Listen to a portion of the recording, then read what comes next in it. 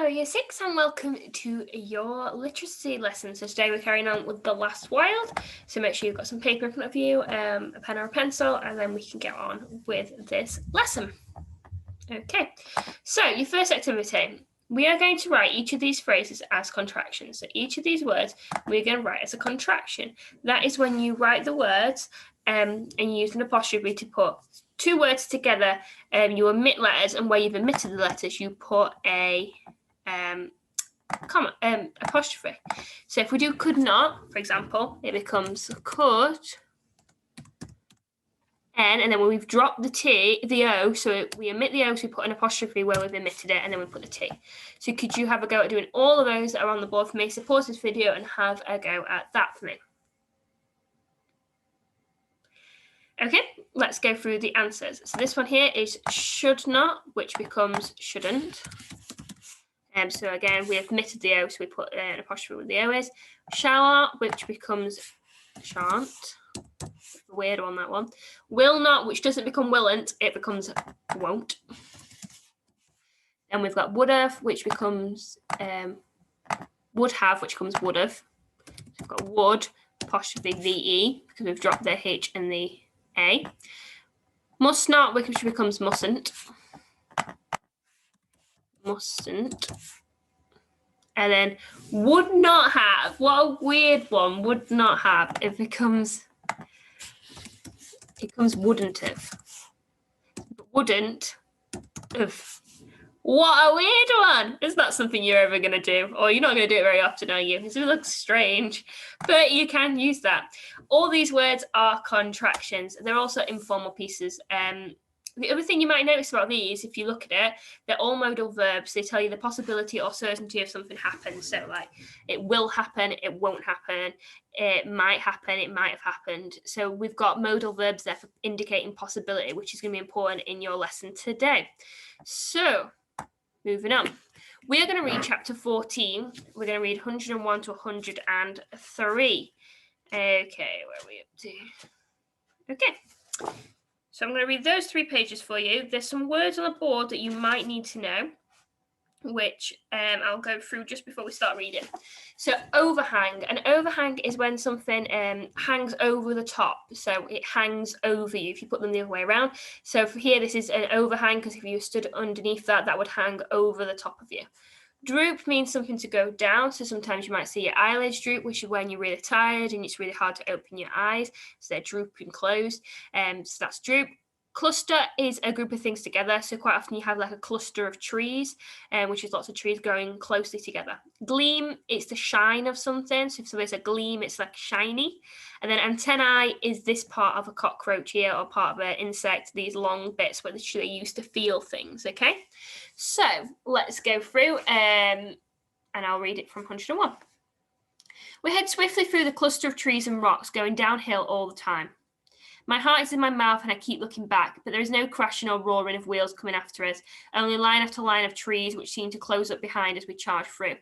I want to ask the stag if he thinks we were spotted, but he seems so silent and lost in his head that I don't.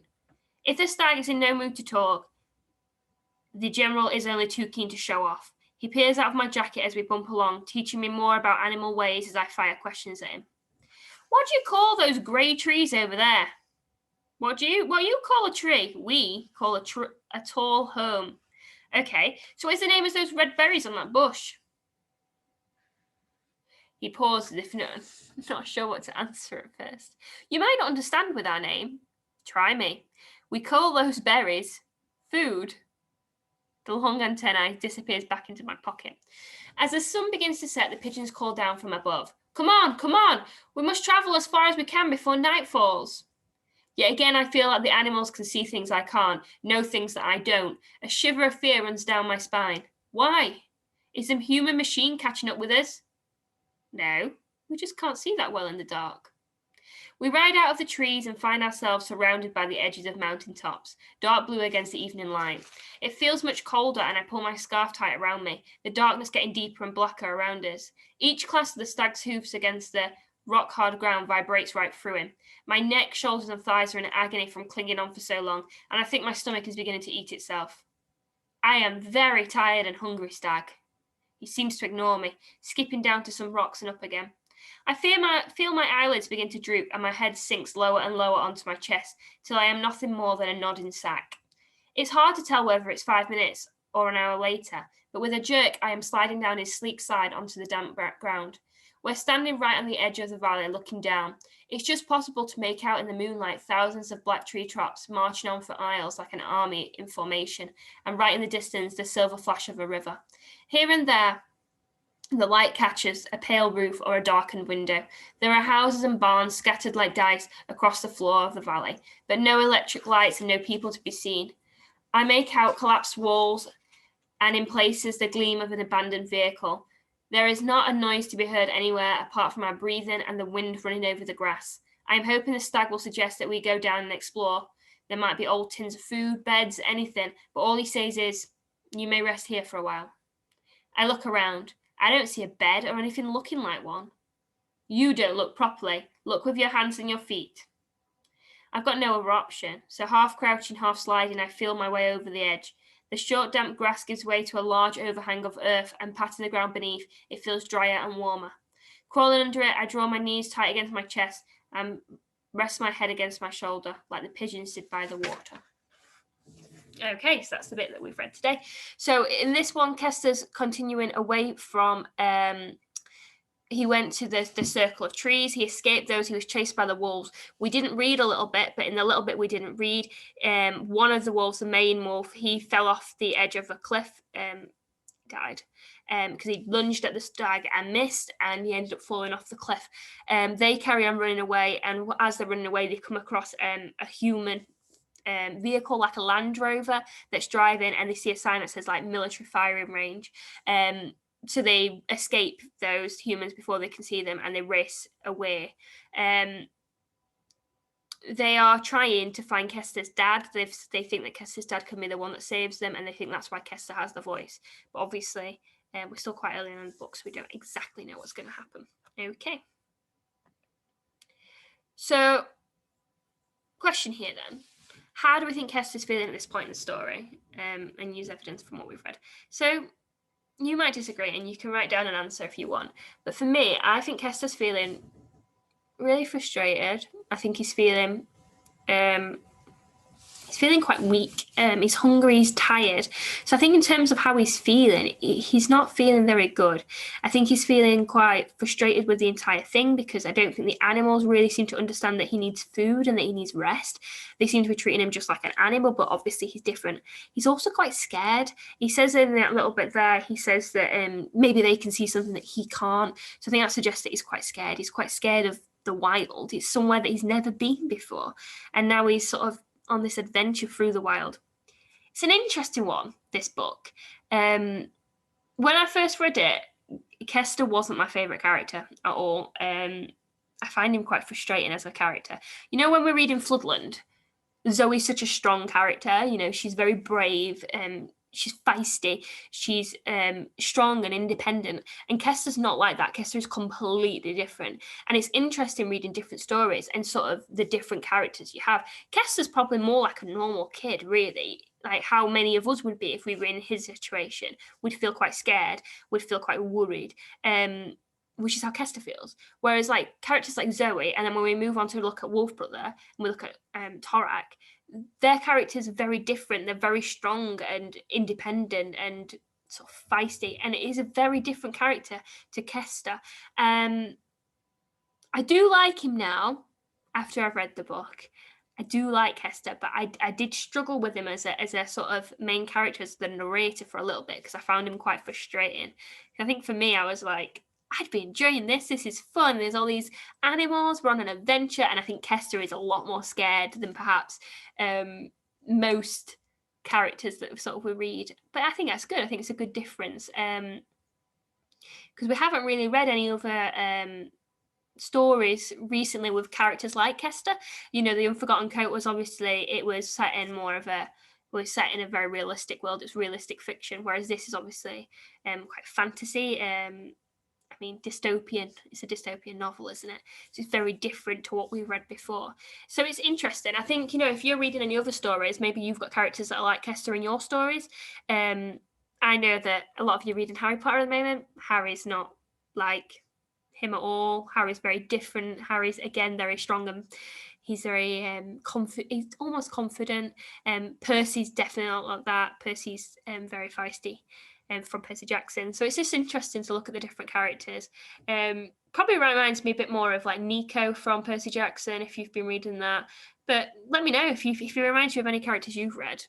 Let me know. But I think Kester's a nice character. I think he's an interesting character. I just think he's probably less brave than a lot of the characters we've probably read. But that's good, isn't it? We're all a bit different, and Kester's a little bit different too.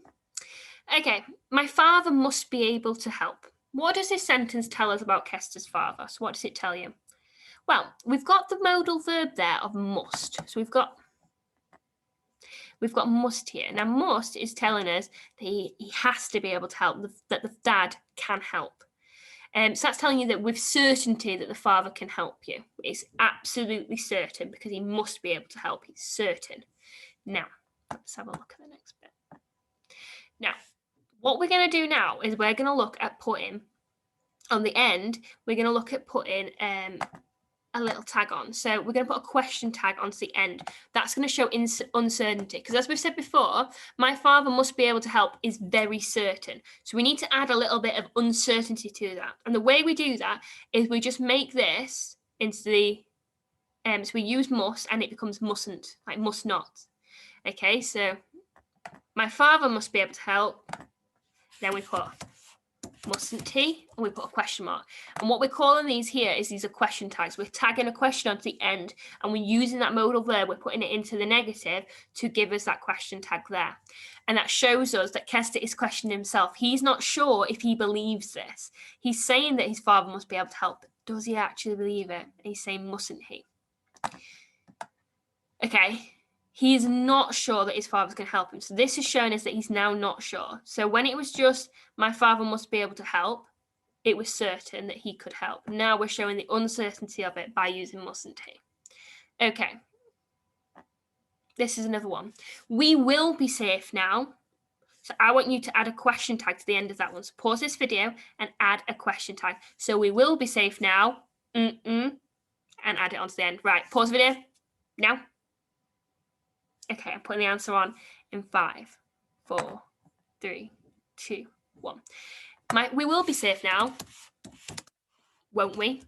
So we need a comma before it, and then we need a question mark at the end. So won't we? So we're putting will into the negative by putting it as won't, okay? And we're using contractions within our answers. Okay, so nobody would find us now. I want you to have a go on your piece of paper, and I want you to try again. The modal verb here is would. So it's would that you're putting into the negative and you're putting it as a question tag at the end. So have a go. You've got however long you need. Pause this video, write it out nice and neatly, and then I will show you the answer. Okay, so pause me now. Okay, I'm putting the answer on in 5, 4, 3, 2, 1. Okay, nobody would find us now. So we're going to write that bit first. So nobody would find us now, and then we put a comma for our question tag. Would they? That's a hard one. I think that has to say as would. Nobody would find us now, would they? Or should it be wouldn't they? Nobody would find us now, wouldn't they? I think would it works fine there. I'm interested if you've put wouldn't. I'll have a look at it and see what we think, but I remember this one. We did the same lesson last year, and we did it in the Anne Frank unit as well, which we haven't done this year. But would is a bit of a tricky one to put with a question tag, but I think it can stay as would, like that one. Okay. If you have put it as wouldn't, don't worry. I think that's fine as well. Right. We must arrive there soon. Okay. So you need to put a question tag onto this one. So you can pause the video and then have a go at it. So pause the video now. Okay. Let's have a look. So we're going to change it to, we're going to keep it as we must arrive there soon, comma, before our question tag. And then we're going to have mustn't we? Just like that. We're keeping the pronoun the same. So it was we in the question, so it's going to stay we in there. Okay. Okay, so we're going to try and use this technique today to show Kester is feeling uncertain about things, to show how uncertain he's feeling about certain things. So we're going to use question tags to write a diary entry. So what else do excellent diary entries need? So could you pause this video and write down what you think a diary entry needs? We've done quite a few of them now, so what do we think a diary needs? Pause this video and write them down. Okay, I'm putting the answer on in 5, 4, 3, 2, 1. Okay, what do excellent diary entries need? They need to be in first person. That's like I, okay? So I'm doing this because we're writing from Kester's point of view. We need to become Kester for this diary entry.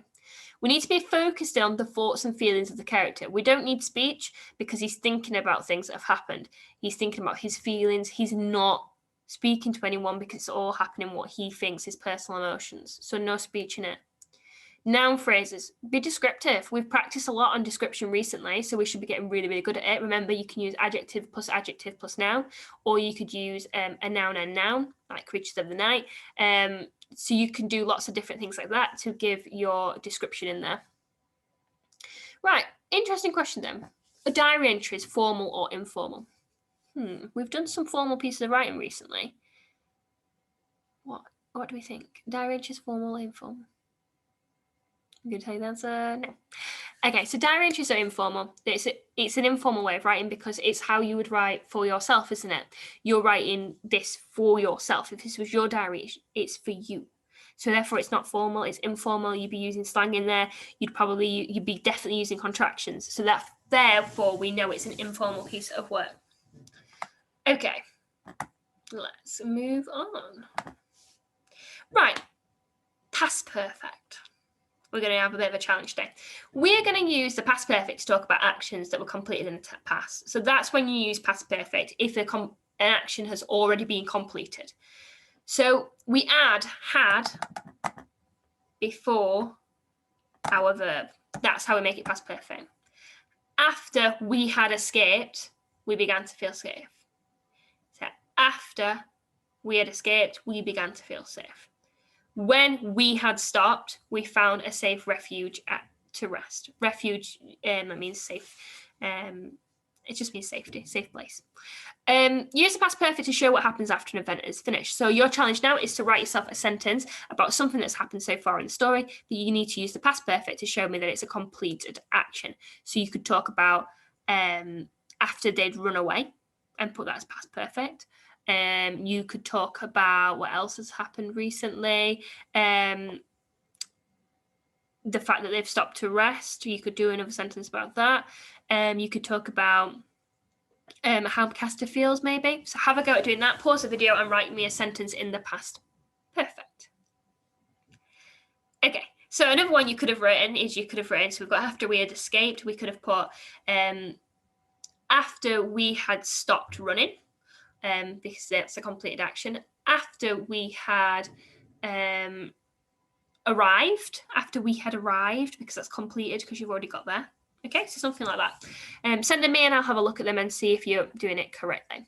So today's lesson, you are using question tags to show uncertainty. You're writing a diary entry. So you're writing Kester's diary. What would he write as he gets to that refuge after he's safe? What would he be writing down about what he's gone through? You need to write me that diary entry. So, dear diary, and then whatever you think is going to happen. You need to be using modal verbs in your work. So, modal verbs show possibility or likelihood.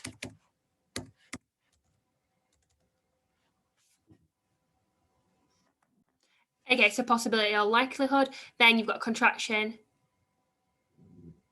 Then you need to make sure you've got your punctuation. Which is comma before your question tag and a question mark. Okay, and then you need to make sure it's first person and it's in perfect form, which to tell you that it's a completed action. Okay, so let's look at mine. So I've got one on the next page. So ever since escaping Spectrum Hall, every day has been remarkable and today has been no different. Not every day will be like this, will it? After we had barely escaped from the ferocious wolves, we headed swiftly through the cluster of trees and rocks, heading downhill. As we dashed onwards, a bead of sweat trickled down my spine. I kept looking back, but I couldn't hear anything chasing us. The general kept me calm by telling me about the ways of the animals. As the sun was setting, there had been no sign of the pursuers since we first spotted them. We will be safe, won't we? After riding on the stag's back for what had seemed like forever, I felt my eyelids beginning to droop. When we stopped, I could see thousands of black treetops marching on for miles like an army in formation. So we've got a noun phrase there, haven't we? There wasn't a sound to be heard, silence. The stag helped me to find a comfortable place to lie down to rest that was drier and warmer than I thought possible. Nobody will find us tonight, won't they? I'm going to change that. I think that one would work better as well. Nobody will find us tonight, will they? I think that works better. So if we look at for our perfect forms, because I think that's the thing you're going to find difficult, we're looking for completed actions. So if we're looking, let's make that smaller. Perfect form is completed actions. So is there anything that's completed? So every day has been remarkable. That's completed, isn't it? It's got has before it. And then we've got we had barely escaped. And then have we got any more where it's got has or had before our verbs? You could have put there, the general had kept me calm. You could have changed that to make it perfect. As the sun was setting, there had been. Terrible highlighting there, isn't there? Okay, so there's a few different ones that you've got. Yeah.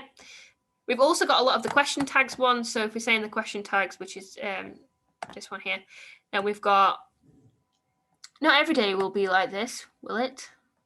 Oh, that's terrible, underline it. And then we've also got, where else? I've just seen another one. We will be safe, won't we? After riding on the stag's back for what seemed like forever, when we stopped to see thousands, got a brilliant noun phrase there. There wasn't a sound to be heard. Stag helmets found a comfortable place to lie down that was drier and warmer than I thought possible. Nobody will find us tonight, will they? Okay, so we've got sort of 3 different question tags. We've got different perfect forms. You don't need to use every sentence as perfect, but as long as you're getting 3 or 4 in there. This is a sizable paragraph. This needs to be written in full sentences and it needs to be written as a paragraph, okay? Most of you are doing that and I'm getting some really fantastic work from some of you. In fact, I'd love to put some of your work on here. I might have to find out whether or not I can do that. Fantastic work, loving it. Only thing I would say is there are a couple of you that aren't writing full sentences for your work. This is your literacy work like you would do in your literacy book. Therefore, it needs to be a proper paragraph written correctly with your full stops and capital letters, okay? Just as you would do in your book. This is the same work as what is happening at school, and it is really, really important that we are keeping up with everything that's going on at school. So when we come back to school, we're ready to go and we're ready to keep up with the other 6th class, okay? So your work for today is to write this diary entry. You will find the support and the scaffolding is on the school website for you if you need it, and then can you get it sent to me at the end. I am keeping an eye on who's sort of sending me work in. I've had some really brilliant work sent from loads of you, so just keep it up, okay? You're doing really well. Let's keep it up now. We've only got a couple of days left, so let's keep up the good work. Right, I will see you later. That is the end of our literacy lesson, and I will see you soon. Bye.